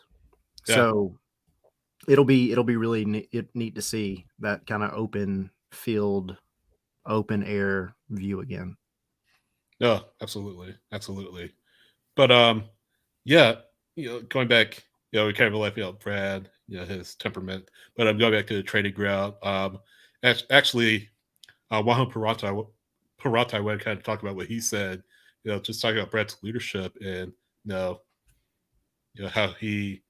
I'm paraphrasing, but his expectations for his defense and how they want to perform for him. Because I asked him, I said, you didn't get to play with him a whole lot last year. I don't think he played any matches with Brad Guzan last year. I could be mistaken. He came in the summer well after Brad was hurt. Yeah. But I think that having Brad in there is going to make a huge amount of difference for this defense. For players like Peralta, for players like Cobb, for players like Franco, Miles to some extent, even though Miles is an experienced player.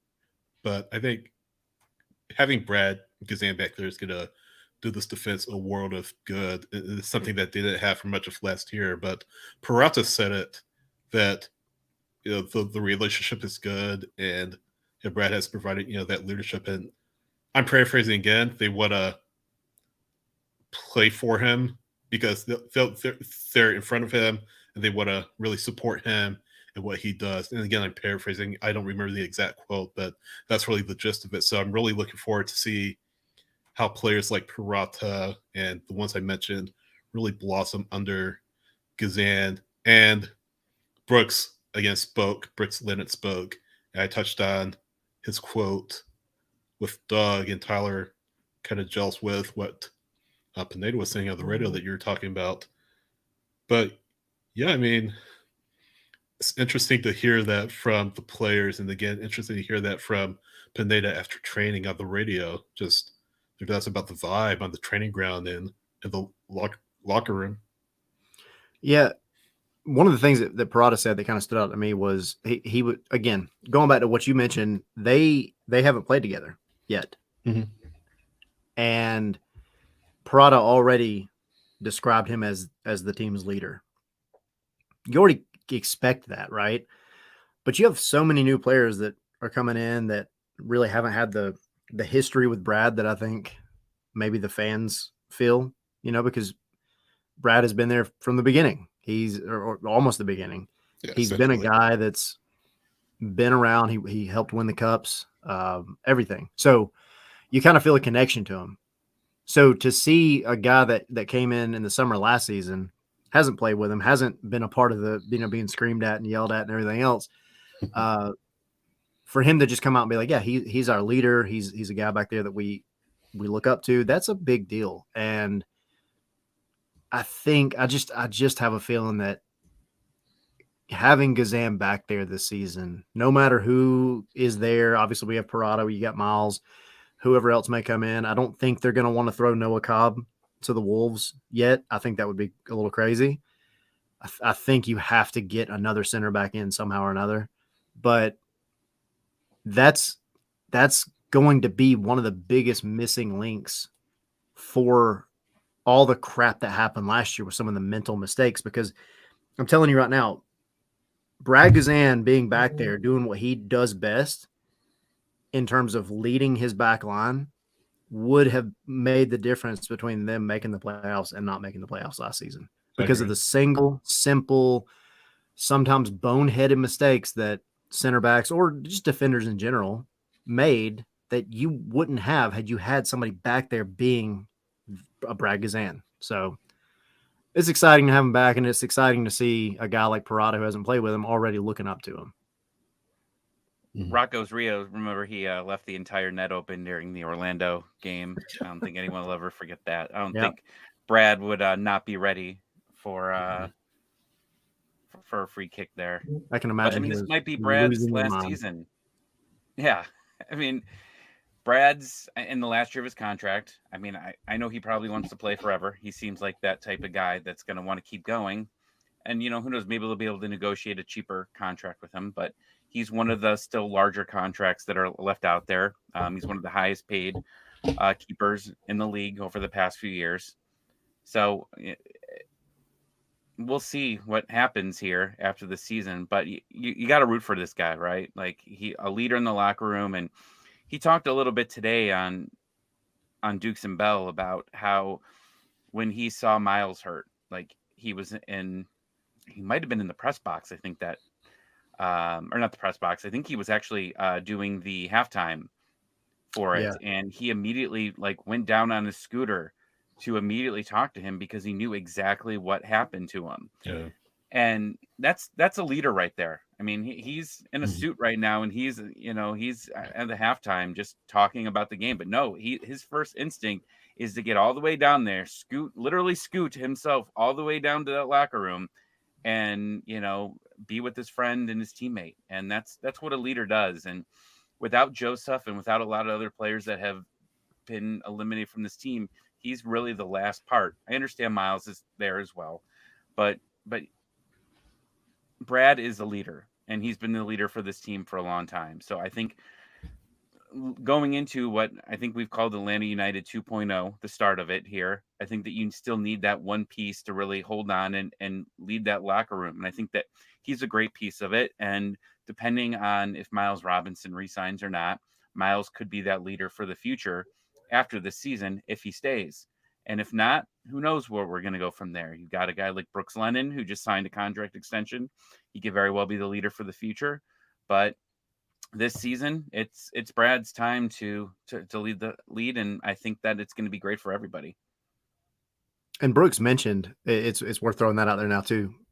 That was actually one of the things that Brooks Lennon talked about today was he's always mentioned being a leader back there, but he was asked about Joseph and about kind of the vibe and things since Joseph left.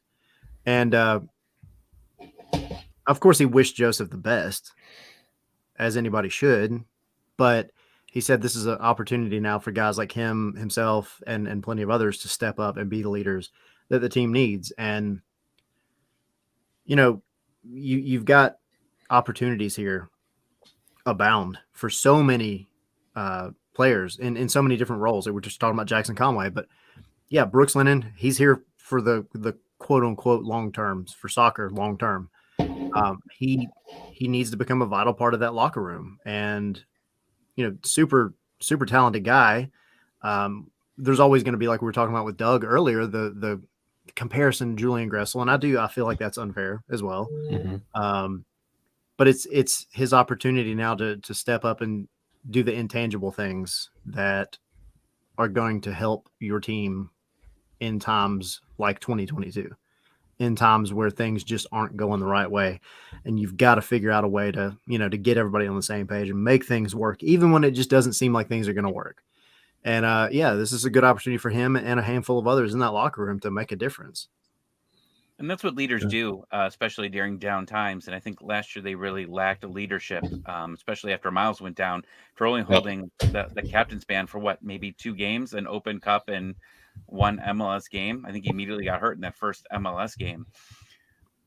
This team was down. I mean, they were down and out many times, and there really wasn't a leader out there. And even some of the people that could have been a leader got hurt, right? I mean, Brooks got hurt, randomly, and it just seemed like there were just people in and out. So I can see, why it was hard, because it was a very young team. I mean, we already knew going into the season it was one of the youngest MLS rosters out there. And now you've lost pretty much all your veterans on there besides Joseph. And, I think a lot of people knew that it was toxic with him. And if I am sure that if Brad was in that locker room at the time where a lot of this Joseph stuff was going down, a lot of that wouldn't have gone down. Yeah.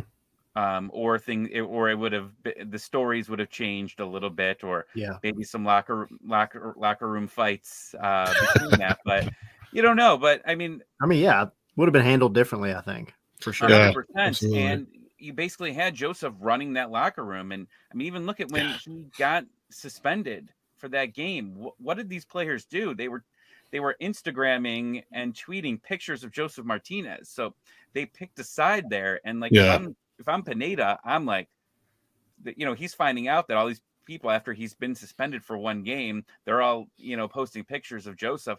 That's got to be an uncomfortable locker room for a coach to walk into, because it seemed like they were picking, Joseph over the coach. And, that's why this season is just so big. You're having a fresh start. You've still got some players that were on here from last year, but it's a new environment. And I think for a young, new coach that has learned a lot in his season and a quarter that he's been here, hopefully we see a brand new Atlanta United. Yeah, and that goes back to Doug's point about intangibles. You don't leadership isn't something you can sign. Leadership is something that's developed over time, and Greg Gazan is a leader for this club. Ozzy Alonso, based on his status in MLS and how long he's been in the league, could have been the leader for Atlanta United. Miles Robinson, you can argue, is a leader right now for Atlanta United, even though he didn't play last year. In 2023, he'll hopefully take on that leadership mantle, or start to take that leadership mantle from Greg Gazan for Atlanta United. So sometimes the most important things for a club, it's not something that you can measure on the stat sheet. It's things like leadership and intangibles and things like that. And Tom, I think you brought up an excellent point. Maybe if Brad Gazan was there, or Ozzy, or, well, not there, but I mean, there in the locker room, Brad, Ozzy, I'll throw it back, maybe a Lorenowitz, maybe a Michael Parkhurst type, maybe the narrative would have been a lot different. So looking forward to this season and getting those leadership types back so that Atlanta United can hopefully get itself back in playoff shape. One of the questions I had for both of you, I know you've heard a lot from the players. Brad obviously has said that he's ready game 1. Have you heard about Miles and about his availability possibly for game 1? I haven't heard anything suggesting that he wouldn't be ready. And I think that, who was it that asked in the chat? T. Riddle asked in the chat just about those guys.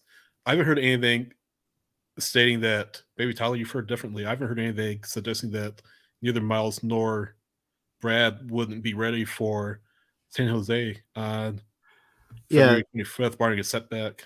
So the day that Pineda came out and said they were close to signing 3 different players, I think was the day that he mentioned, because he was asked about Miles Robinson, and he essentially said, that they're trying to play it safe, but that they're so well progressed.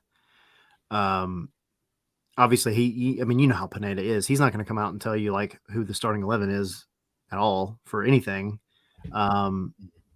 But the implication was definitely that like they're both healing very well. And then like you were saying earlier, Sydney, like we saw him today.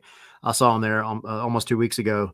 And I mean, he's moving great. Now, granted, I will say I have noticed it just a couple of times that I've been there, Miles, in his roles that he is performing in training. Yes, of course he's a defender, he's a center back, but he is not as involved in kind of the more hardcore stuff. He's still on the pitch doing everything else that everybody is, but you don't see him, necessarily sliding into a ton of tackles and doing anything crazy. He's very much at the back, helping in the drills that we've seen play out of the back and not being too involved in anything crazy physical. Brad Gazan, on the other hand, he's throwing himself down wherever. I mean, that does not look at all like that dude had an Achilles rupture less than a year ago. He is just as, I don't want to call it reckless because it's not. I mean, it's very much like he's doing his job as a goalkeeper.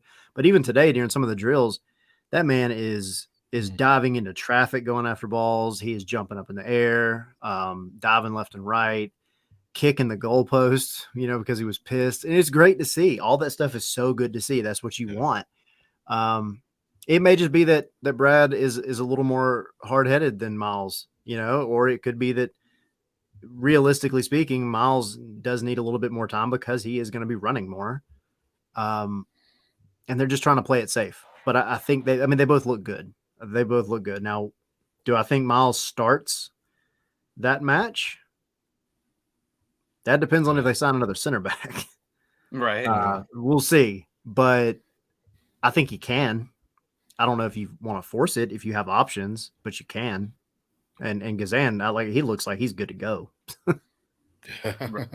And you're already going to be short a couple guys to start the season, right? Yeah. I mean, obviously the news of Ozzy Alonso not being there yet pretty much guarantees he's not going to be ready for the beginning of the season, in my opinion. And then you're going to be without Sosa due to the suspension for a couple games. So you're going to be shorthanded for the first few. The schedule is light, in my opinion, to start. So, I mean, it's a good time to maybe be missing a few players, but those 3 players would really come in handy this weekend. Instead we're going to have to show up and play, at least 15, 20 minutes, out there. But if we can survive that long, I don't think I can. I'll do my best. Yeah. I mean, this season's going to be fun, I think. And we're going to see a lot of late signings. And Garth said today on his radio appearance that fans are going to get annoyed with him because he does take his time on things. He's not going to jump on things. He's not going to make any urgent signings. And Atlanta United has been well known for emergency signings, just like Doug said. Jurgen Damm, my boy. That wasn't. Doug said that we were in a playoff push. We were really bad during that COVID year. I don't know. I mean, I thought that personally the Jurgen Damm experience was just to say that we're doing something to try to make a push here, but they weren't good at all. Nope. I don't think that was a playoff push that year. I think that they were really just trying to bring someone in and to get the vibes up. And, it wasn't a good year. I mean, he wasn't good. And they signed him to a long contract. Yeah. That was a very long contract from there. So expensive contract too. Exactly. So yeah, there's emergency. And Justin's asking, maybe it's one of the first times he's heard me, but no, Jurgen Damm's usually my joking sarcasm favorite player. There's a Jurgen Damm mentioned by Tommy in every show, every Twitter Spaces. The Twitter Spaces. Had to bring up Jurgen Damm somehow about it. Anthem Cup too. Missed it. Yep, Anthem Cup as well. One of these shows, but we'll get back to it eventually. Here, I'm still in preseason mode myself, so we'll get there. We're getting there. Yeah, for sure. Yeah, talking about center backs, I've seen a couple of shouts in the chat on YouTube from Mark, and I forget who else. I'm talking about center backs. Kamal Miller from Montreal, we mentioned him on the previous show.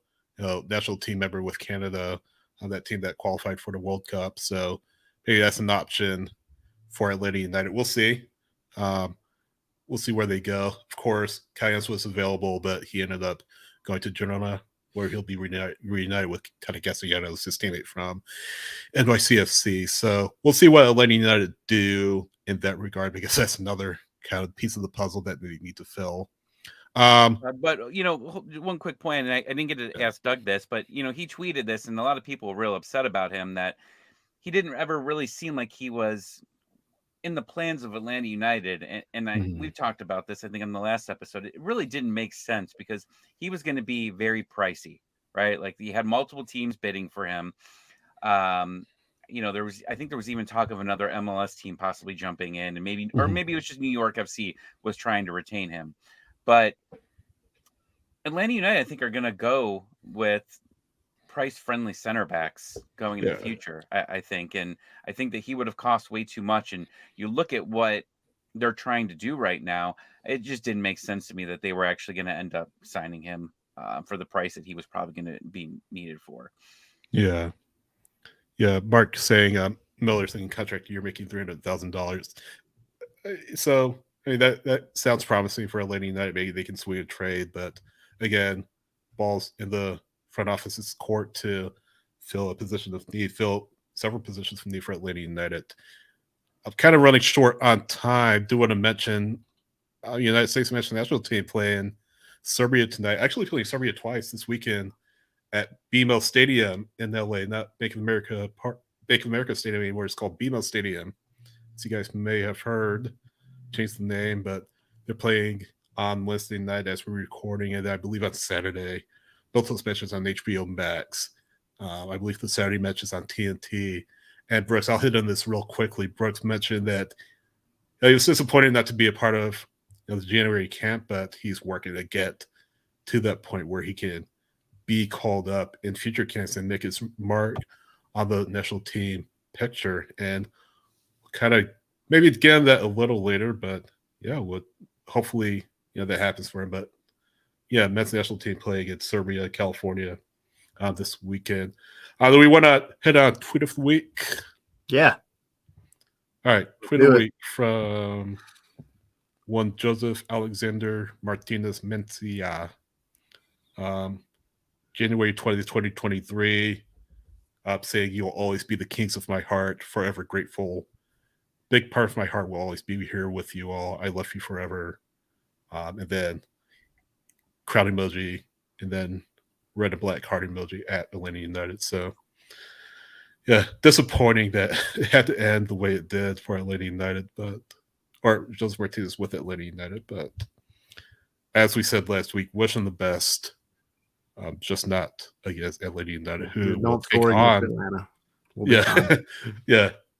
Who will take on Miami twice in the regular season, and then of course thanks Leagues Cup. Yeah, just you watch. It's going to be, and we didn't mention U.S. Open Cup. Just you watch. It's going to be Atlanta, Miami in the U.S. Open Cup semifinal or something like that. Yeah, something freaking ridiculous. Just you watch. So it's a match week, and you guys know what that means. Predictions. It almost feels unfair. Yeah. Rod's watching, so you can't say too bad of a score here. Yeah. The thing is, man, like I said, I give him props because that team, they're a fun team to watch, and he's doing really well out there. You got to look at this as Atlanta's going to probably play, some of their first team guys for, I don't know, a half hour or so, maybe a little bit longer. And then you're going to see a lot of the kids get a chance, and you may even see some trialists. Rod talked about Chattanooga's going to have some. So it'll be interesting to see who pops up. But I don't know, man. I'll say 3-1 to Atlanta. Yeah. I was thinking 3-0 or something like that. I mean, Rod sounded like he was realistic about, Chattanooga FC chances against an upper division side. And, a lot of respect to him. It sounds like it's a really good situation up there. I think, however, LA United are going to win. I don't think it'll be so much about the score for either side than it is for Chattanooga getting the legs underneath them against like I said, first division opponent, and then Atlanta United. Get the players out there in a match setting, and hopefully not seeing anyone injured while playing the younger players, getting them some time. So, yeah, I think 3-0, but at the same time, that scoreline probably will be a little more irrelevant. But working on things is the biggest thing to watch for. Exactly. I'll hit on one last thing, but Tommy, what you got? I'm going to say 2-1. I think that's a fair score. Rod really talked me into his signings. I think that Aruju scores a banger to start the season. The comeback tour of Aruju begins today. And then the second half, I think either, if Rossetto doesn't score, because I think he likes to score, a banger, just one banger in the preseason. If he doesn't end up scoring, I'm counting on Sydney to score the second goal of the game winner, and 2-1. I like it. Well, I'll be doing it remotely because I won't be able to make it. You've seen the movies. You've seen how movies go. They could jet you down real quick onto the field. Book it up.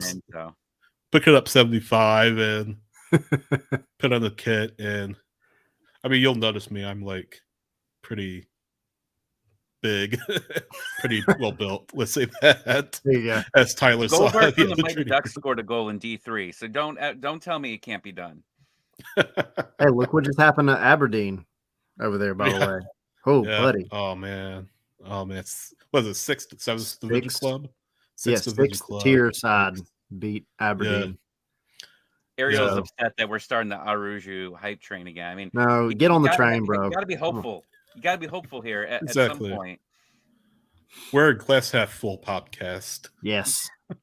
So and I think you're gonna see. Yeah, you'll see Arujo, you'll see Almada. To see Thiago Almada playing in Chattanooga, Tennessee, is just wild to me after everything we just watched in December. Exactly, that's a good point. It's so cool though, but that's what I love about soccer in this country is it's still growing in so many ways. But you're gonna have a dude that literally just won a World Cup come to play a friendly in Chattanooga. I think it's just so cool. Goodness. But yeah, you'll see a lot of kids. Admission alone. What's that?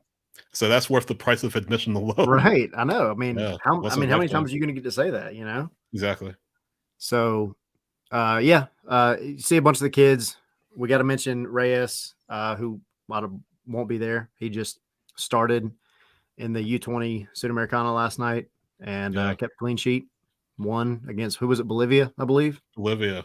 Yeah. And really, essentially a must-win match for Chile because they're now tied for second, third on tiebreaker in Group B. So that really was a must-win for them. They're still on the hunt to make it to the final stage, which begins the 31st. So hopefully Vicente and Chile can make it out to that final stage. Yeah. They play again on the 28th against Venezuela. So hopefully they get the win and make their way to the final stage. Did I miss anything, or you guys have anything else to add? No, we've done another long one. We knew these first ones are going to be long, man, but that's just part of all this preseason news and the rumor mill churning. But 2 great guests today. That was awesome. Definitely having Rod and Doug on.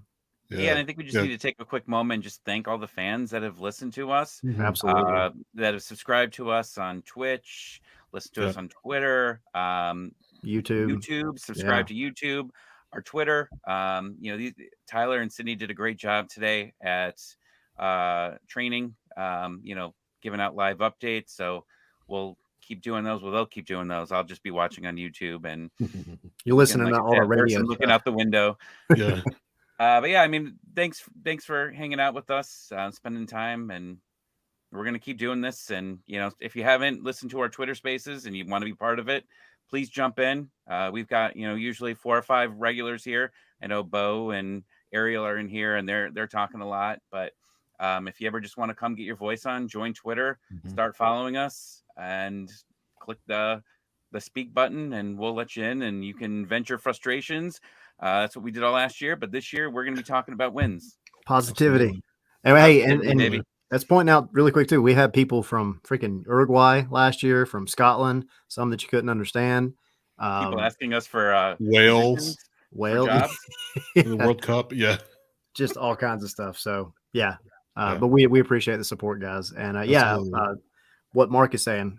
If I mean, I'll be in Chattanooga. I wish everybody was, but if you see me, come say howdy. I'll be there with my kids and my family. So we'll be at the home opener. I'll be at the home opener. You guys will be at all the games. I will be at the home opener. So let's hang out and have a drink. Yeah. These guys are probably going to be working, but I'll be enjoying myself drinking. So come hang out with me. I'll buy you a beer. There you go. Calling it now. Tommy is at Tommy ATL96 on Twitter. Tyler's at ATL Pilgrim on Twitter. I am at SH Wrights on Twitter. We are the Scarves and Stars and Spikes podcast. Did it again. I'll say it again. We're the knitting channel. Hopefully by episode 4, I'll get it right. But we're Scarves and Spikes. Thanks so much for listening, watching, whatever, and we will see you. See you guys.